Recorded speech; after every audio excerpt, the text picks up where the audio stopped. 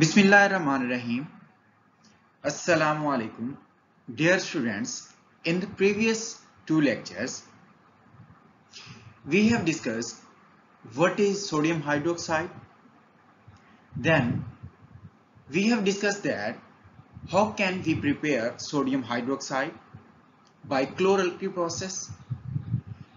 In chloralkali process, we have discussed three cell processes which were diaphragm cell process, mercury cell process, and membrane cell process. We have discussed that in diaphragm cell there are two electrodes. One was cathode and the other one was anode, and the separation between these two electrodes were found by the asbestos fiber, which was known as asbestos diaphragm. Then we have discussed mercury cell process, in which we have discussed that electrodes are separated by the membrane or semi-permeable membrane, which was found by plastic materials or the polymeric material. Then we have discussed mercury cell process, in which cathode was formed of mercury and sodium dissolved in mercury, which formed sodium mercury amalgam, and after that, by the decomposition of sodium mercury amalgam, we have separated sodium and mercury. Then that sodium reacts with water and forms sodium hydroxide. Similarly, we also have discussed that why we prefer membrane cell process as compared to diaphragm cell process and mercury cell process. After that, we have discussed the reactions of sodium hydroxide, in which we have discussed the reaction of sodium hydroxide with acids, in which we have discussed that if sodium hydroxide reacts with acid, it will form salt and water, and we have said that that reaction is known as neutralization reaction. After that, we have discussed the reaction of sodium hydroxide with acid oxides, in which we have discussed reaction of sodium hydroxide with sulfur dioxide and hydrogen sulfide. After that, we have discussed reaction of metal with sodium hydroxide and metal oxides. Then we have discussed the reaction of sodium hydroxide with precipitants. That was our last reaction. Now here today we are going to discuss next reaction, which is known as sponification. Dear students, sponification is the hydrolysis of ester in the presence of base. Remember this definition. Now what he said, sodium hydroxide can be used for base driven hydrolysis of ester as in sponification. So dear students, this is the main definition which I have said, that sponification is a process in which hydrolysis of ester is done in the presence of base, amides and alkyl halide. However, the limited solubility of sodium hydroxide in organic solvents means that the more soluble potassium hydroxide is often preferred. He said that for the hydrolysis of ester, you have to use base, which is sodium hydroxide. But there is slight limitation, which is that sodium hydroxide is not completely soluble or not more soluble as compared to potassium hydroxide in organic solvents. If you want to use organic solvent, then you must use potassium hydroxide instead of sodium hydroxide. And the next point is, touching sodium hydroxide solution with the bare hands while not recommended produces slippery feelings. This happens because oils on the skin such as sebum are converted to soap. Sometimes for the solution of sodium hydroxide, the propylene glycol is being used, in which sodium hydroxide is more soluble. Despite solubility in propylene glycol, it is unlikely to replace water in sponification. Due to propylene glycol primary reaction with fat before reaction between sodium hydroxide and fat. What he said in this point? In this point, he said that you have noticed that if you touch the soap or if you touch the base, it will produce slippery touch. Like if you touch the soap and you feel. Why it happened? It happened because oil on your skin, which is sebum, converted into soap. When it is converted into soap and you feel slippery touch. These are the two main points in the sponification. In the next slide, we will discuss how this reaction occurred. Here we have discussed 2 points. First one was what is sponification, in which we have discussed that sponification is a process in which hydrolysis of ester is done in the presence of base. Then we have discussed that if you touch the base, then you feel slippery like soap. Why it happens? Because oil on your skin converted into soap, so it happened, you feel slippery touch. And then after these 2 points, we will discuss the reaction, how these oils are converted into soap. Dear students, as I have said that sponification is a process in which there is the hydrolysis of ester in the presence of base. Now I want to add some more words in my definition, which are: sponification is a process in which there is the hydrolysis of ester in the presence of base, which will give you glycerol and crude soap. Now in the reaction, you can see that the fat, which is an ester, reacting with sodium hydroxide and producing glycerol, which is alcohol, and next crude soap. So our definition is here satisfied. So dear students, till now we have discussed 3 points. First one was hydrolysis. What is sponification? We have said that sponification is a process in which there is the hydrolysis of ester in the presence of base. As a result, it produces alcohol and glycerol. And also we have discussed in that for organic solvents, potassium hydroxide is more oftenly used. Then we have said that if you touch the base with naked hands or bared hand, then you feel slippery, which is due to the conversion of oil or fat into soap. And then at the end, we have discussed sponification reaction, in which there is the reaction of fat with sodium hydroxide, which is producing glycerol and crude soap. Dear students, this is the main reaction for the sponification. And next, we will discuss the applications of sodium hydroxide. Till now, we have discussed the reactions, and then we have discussed different processes by which sodium hydroxide is produced. And before all of these, we have discussed what is sodium hydroxide and how it is produced by the chloralkali process. Dear students, after the discussion of what is sodium hydroxide and production of sodium hydroxide and reactions of sodium hydroxide, now it's turn for the application of sodium hydroxide.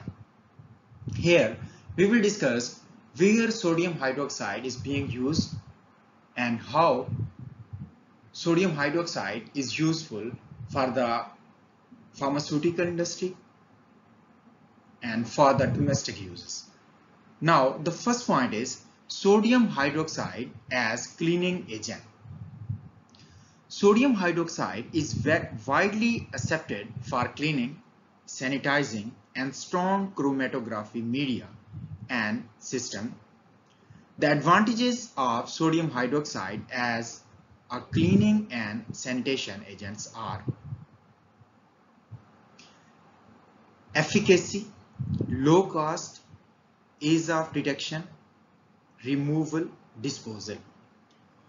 Dear students, sodium hydroxide is widely accepted as cleaning and sanitizing agent. It is also used in chromatography for the packing of column and for the washing of column. In HPLC, it is used for the washing of resins. If you use sodium hydroxide as a cleaning and sanitation agents, there will be different benefits. And the first one is it is more efficient. It has low cost. It is easily detected.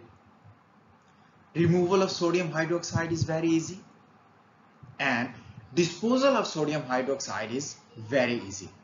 So, dear students, in this point we have discussed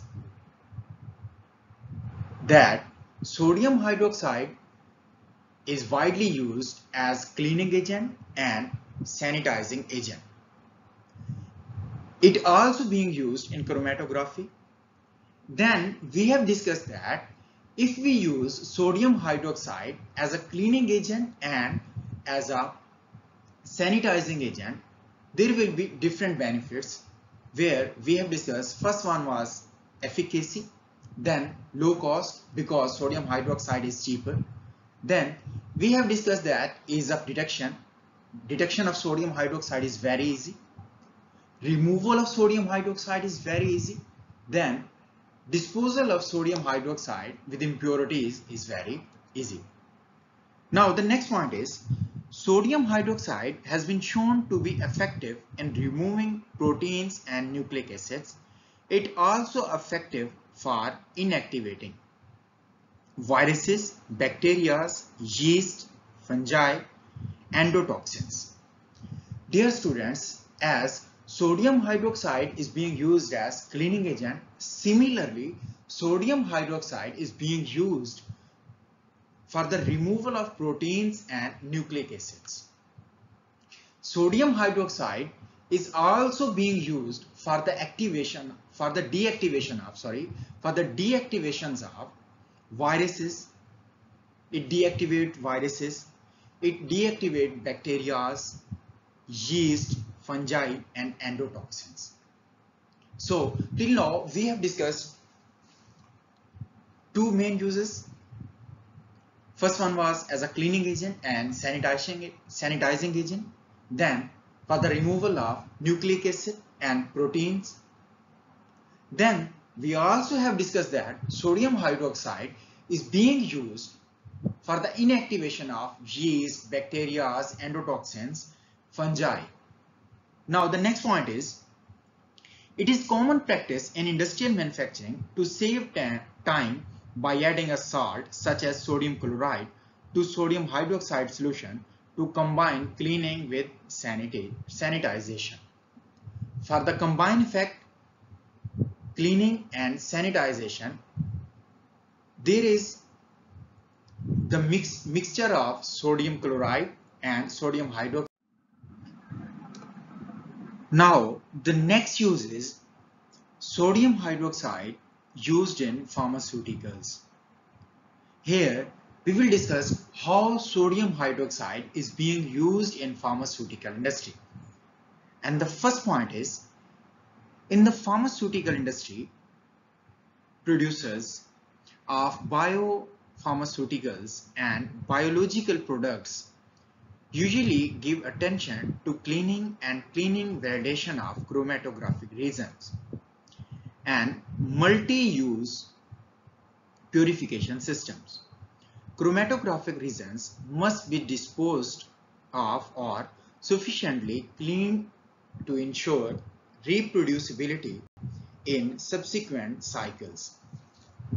Dear students, in industrial process or in pharmaceutical industry, we have used HPLC, where we used different resins for the chromatographic medium. Now, it is necessary to wash those resins, and for the washing, very efficient agent is sodium hydroxide, which remove all the impurities from the resins. If you not wash those resins, then you must have to replace those resins. So first use in the pharmaceutical industry of sodium hydroxide is that sodium hydroxide is being used for the washing of resins in the chromatography in pharmaceutical industry. Now the next point is, over the years, varied cleaning agents have been proposed. Once evaluating a new cleaning agent for resin, make sure it is compatible with system components as well. Destruction of O-rings and other column components by cleaning agent is a risk to process. Dear students, from many years, scientists or industrialists are trying different cleaning agents, and they are also preparing different cleaning agents. For a cleaning agent, it is very necessary. It will not disturb or it will not harm your resins. If it produce any kind of impurity or disturb your resin, then you will not use that kind of cleaning agent. So in this where we have discussed that in the pharmaceutical industry, sodium hydroxide is used as a cleaning agent, and then we have discussed that what things are necessary for a cleaning agent. As dear students, in the previous slide, we have discussed use of sodium hydroxide in pharmaceutical industry, and we have said that we use sodium hydroxide in a pharmaceutical industry for the cleaning of resin. Now here he is explaining why sodium hydroxide is being used for the cleaning of resins, why sodium hydroxide is a good cleaning agent for the resins. Now the first point is, for resins, the foremost cleaning agent is sodium hydroxide. Some reports indicate that heated sodium hydroxide is an excellent cleaning agent. Even without the heating, high concentration of sodium hydroxide require facility and equipment evaluation and use of safety equipment to protect workers. Now the next point is, sodium hydroxide is frequently used as an industrial cleaning agent, where it is often called as caustic. It is added to water, heated, and then used to clean process equipment, storage tanks, etc., etc. Dear students, in this point he said that sodium hydroxide is being used for the industry for cleaning process from many years. Industry, it is known as caustic. Now the question is, how we use sodium hydroxide as a cleaning agent. He said that sodium hydroxide is added in water, then it is heated. After that, it is used for the cleaning process. So if anyone asks how sodium hydroxide is being used as a cleaning agent in industry, then you will answer that first of all, you have to add sodium hydroxide in water, then you have to heat it. When it is heated or it is hot solution, then you will use sodium hydroxide as a cleaning agent. Now, what things are cleaned by the sodium hydroxides? Storage tanks, different equipments are being washed by the sodium hydroxide. It can dissolve grease, oils, fats, and protein-based deposits. It is also used for cleaning waste discharge pipes under sinks and drains in domestic properties. And the next point is, as a cleaning agent, sodium hydroxide saponifies fats and dissolves proteins. In general, it solubilizes precipitated proteins. Its hydrolyzing power is enhanced by the presence of chlorine.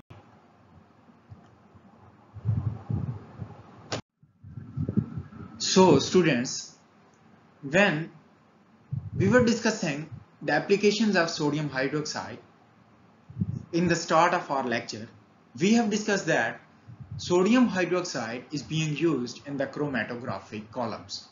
Now here we will discuss how sodium hydroxide is being used in the chromatography columns. And our next point is sodium hydroxide in chromatography columns.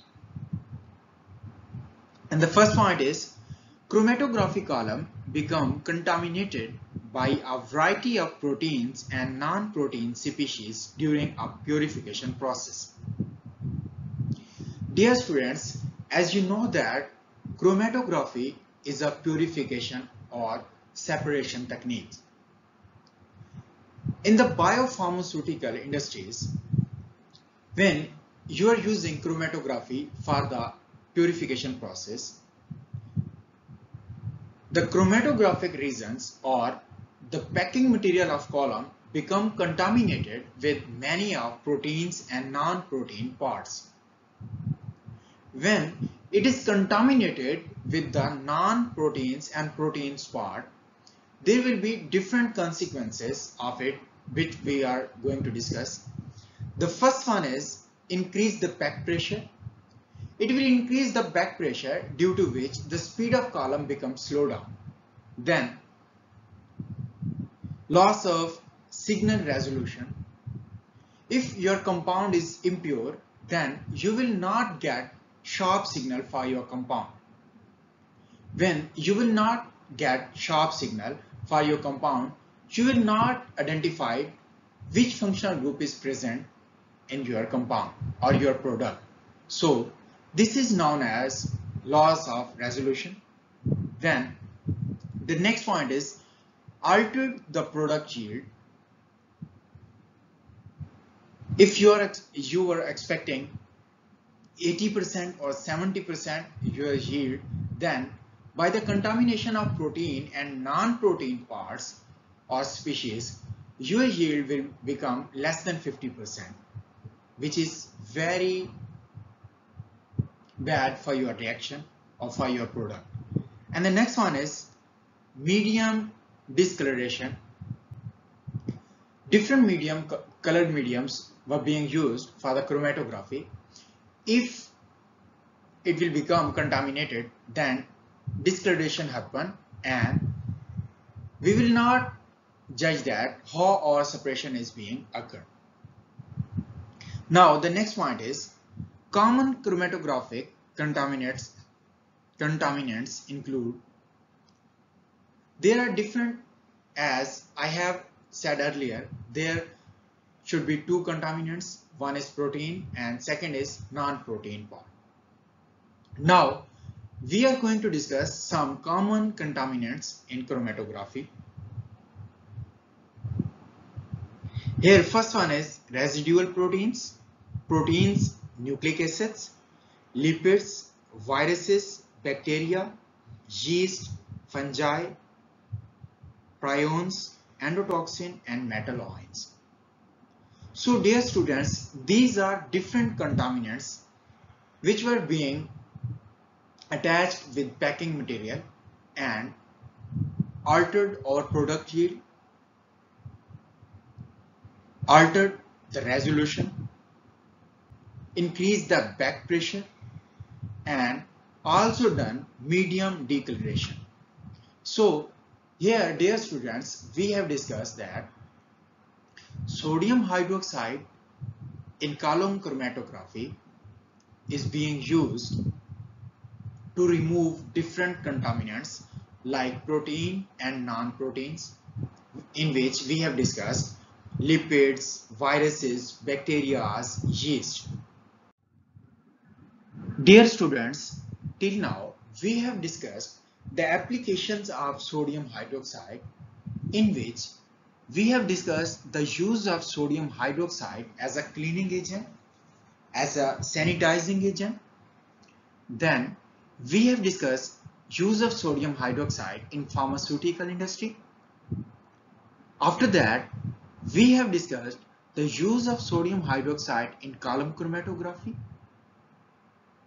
Now we are going to discuss use of sodium hydroxide for the removal of protein. And the point is, sodium hydroxide has been shown to be effective in removing proteins and nucleic acids. It is also effective for inactivating most viruses, bacteria, yeast, and endotoxins. Dear students, he said in this point, sodium hydroxide is being used for the removal of proteins.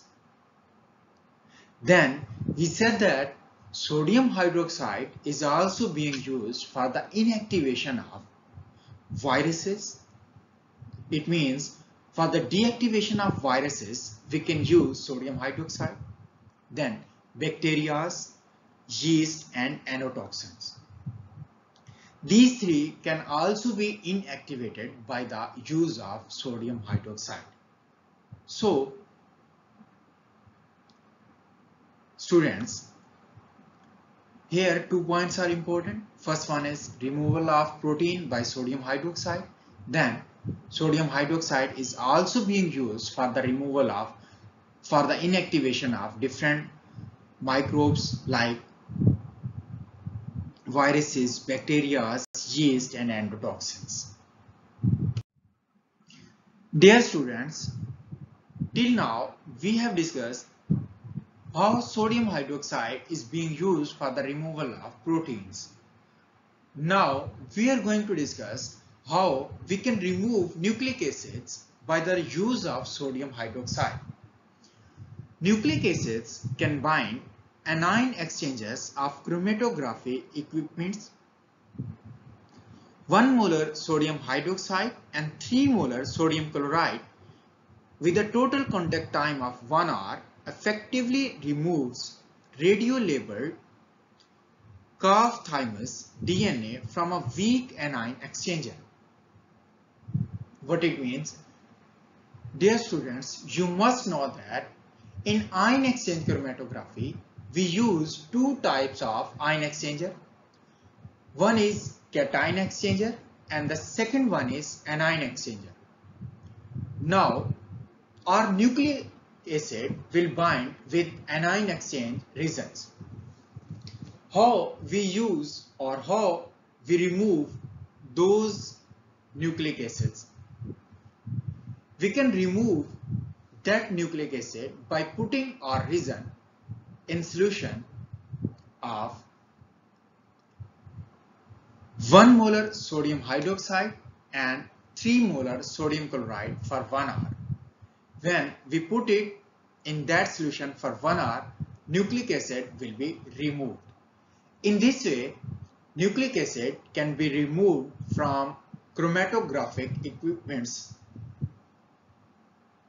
Now the next point is, since it is a bacteriostatic, it is recommended for the removal of bacteria from chromatography equipment. Sodium hydroxide should be added along with ethanol. Sodium hydroxide may not completely eliminate bacteria spore alone. In further good manufacturing process, required to complete the process. Till now, we have discussed sodium hydroxide is being used for the removal of protein. Then we have discussed that sodium hydroxide is being used for the removal of nucleic acid. How? When we use the 1 molar solution of sodium hydroxide and 3 molar solution of sodium chloride, then we can remove nucleic acid from chromatographic equipment. Now, he said that we can also use sodium hydroxide for the removal of bacteria in chromatography equipment with ethanol. And the next point is endotoxins are effectively removed by the use of sodium hydroxide as sanitizing agent. Endotoxins can be removed from chromatographic equipment by the using of sodium hydroxide as sanitizing agent. Next point is when sodium hydroxide used for the sanitization of chromatography media, the ability to withstand sanitizing conditions depend upon the following factors: functional groups, attachment chemistries, stability of base matrices to alkaline conditions. Now, there are some other applications of sodium hydroxide. Food use of sodium hydroxide include washing or chemical peeling of fruits and vegetables, chocolate and cocoa processing, caramel coloring production, soft drink processing, and thickening ice cream. Next application is olives are soaked in sodium hydroxide to soften them, while Pitzel and German lay rolls are glazed with sodium hydroxide solution before baked to make them crisp. Sodium hydroxide has been used to straighten hair.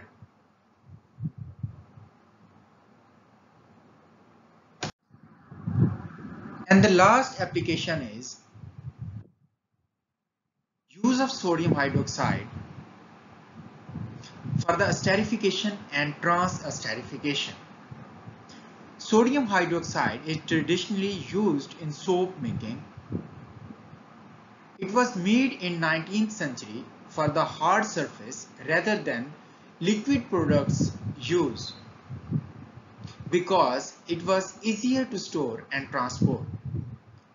For manufacture of biodiesel, sodium hydroxide is used as a catalyst for the trans-esterification of methanol and triglycerides.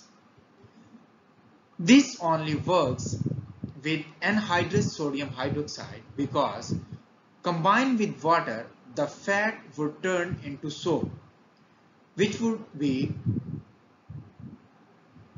tainted with methanol.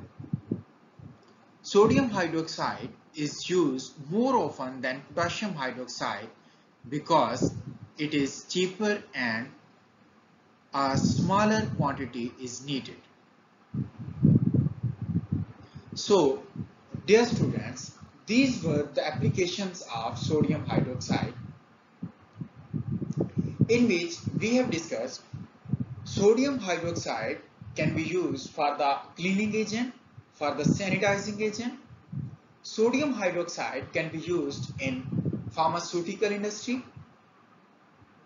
Sodium hydroxide can be used for the removal of protein, nucleic acid, endotoxin, and bacteria. We also discussed that sodium hydroxide can be used as a trans-esterification agent and esterification agent.